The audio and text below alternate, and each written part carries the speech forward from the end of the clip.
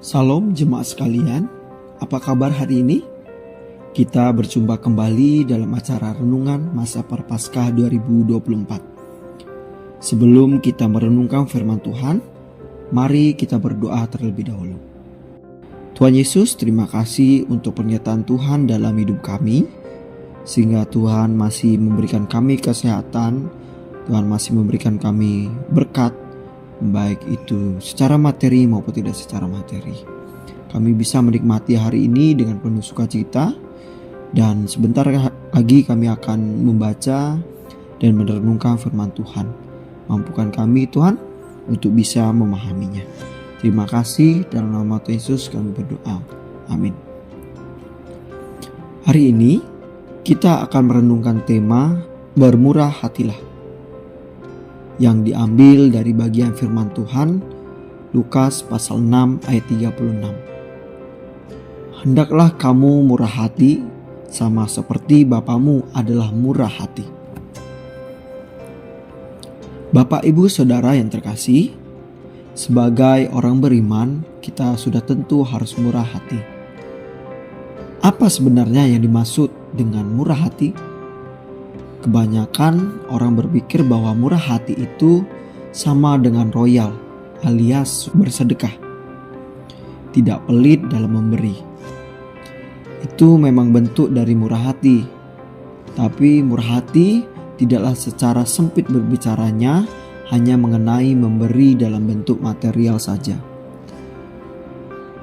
Kalau kita lihat dalam kamus, murah hati didefinisikan dengan sebuah perilaku yang mudah memberi, tidak pelit, tapi juga penyayang, penuh kasih, suka menolong, dan baik hatinya.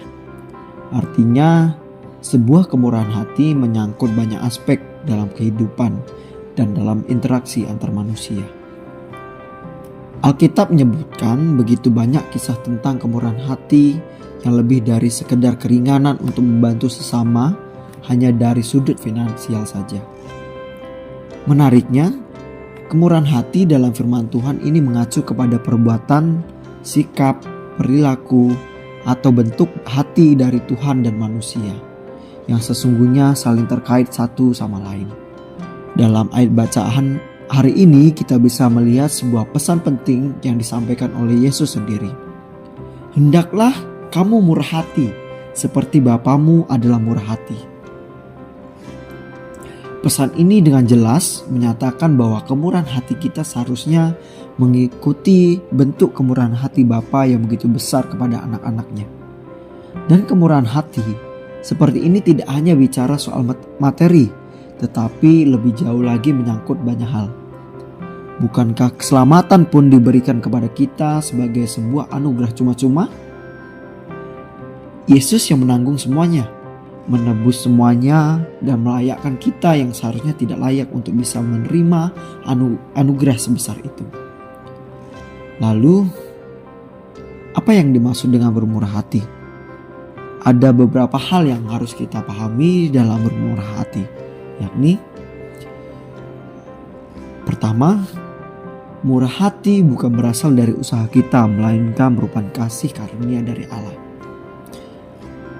Kalau kemurahan hati berasal dari kasih karunia Allah, mengapa masih saja sulit bagi banyak orang untuk bermurah hati? Itu terjadi karena tidak semua orang sadar dan memeriksa apa saja kasih karunia yang telah dianugerahkan Allah dalam hidupnya. Ada yang tahu, tapi tidak menggunakannya dalam perbuatan nyatanya. Ada yang pura-pura tidak tahu, ada yang tidak sadar sama sekali. Ambil sebuah contoh sederhana. Apabila kita diberikan sebuah baju yang indah, kita bisa memakainya, tapi kita bisa juga hanya menyimpannya. Memutuskan untuk tidak dipakai, bisa lupa akan keberadaannya, atau bisa pula membuangnya. Seperti itu pula kemurahan hati yang sudah diberikan Allah kepada kita. Alangkah indahnya apabila kita hargai dengan mempergunakan kepada sesama. Tetapi betapa sayangnya kalau itu tidak kita pakai atau malah kita abaikan sama sekali. Kedua, murah hati adalah cerminan pribadi Allah. Seorang anak biasanya mewarisi sifat-sifat orang tuanya, termasuk ayah. Seorang ayah yang memberi keteladanan yang baik akan menghasilkan anak-anak berkualitas moral baik pula. Selain orang tua di dunia, kita punya Bapa Surgawi yang sangat mengasihi kita. Dia menginginkan kita yang terbaik bagi kita. Dia akan senantiasa menjaga, melindungi, dan memberkati kita. Dia tidak pernah kekurangan waktu untuk mendengar kita dan mengeluarkan bantuan. Dia tidak akan berhenti mengasihi kita dengan kasih setianya yang terbatas. Oleh karena itu, kalau kita menyadari betapa besar, banyak dan tak terbatasnya kemurahan hati Tuhan atas kita, sudah seharusnya kita pun mencerminkan sikap hati yang sama dengannya. Cerminan itu harus terlihat atau dirasakan oleh sesama kita, sehingga mereka bisa mengenal pribadi Allah lewat diri kita, anak-anaknya. Ketiga, murah hati merupakan salah satu produk kasih. Inti dari keimanan kita akan Kristus adalah kasih. Kasih punya kekuatan yang begitu besar, yang bahkan cukup punya power untuk menggerakkan Tuhan mengorbankan Yesus untuk menyelamatkan kita.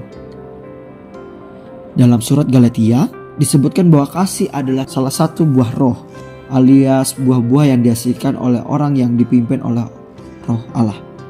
Dan tidak ada satupun hukum yang mampu menentang hal tersebut.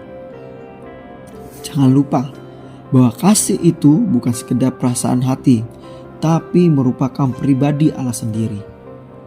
Barang siapa tidak mengasihi, ia tidak mengenal Allah, sebab Allah adalah kasih. Bapak, Ibu, Saudara, kita bisa melihat bahwa kemurahan hati memiliki 3 dasar utama. Begitu pentingnya murah hati sebagai produk yang diwarisi langsung dari Bapa Surgawi. Sehingga tidaklah mengherankan apabila Dia melimpahi orang-orang yang murah hatinya dengan kemurahannya yang tak terbatas.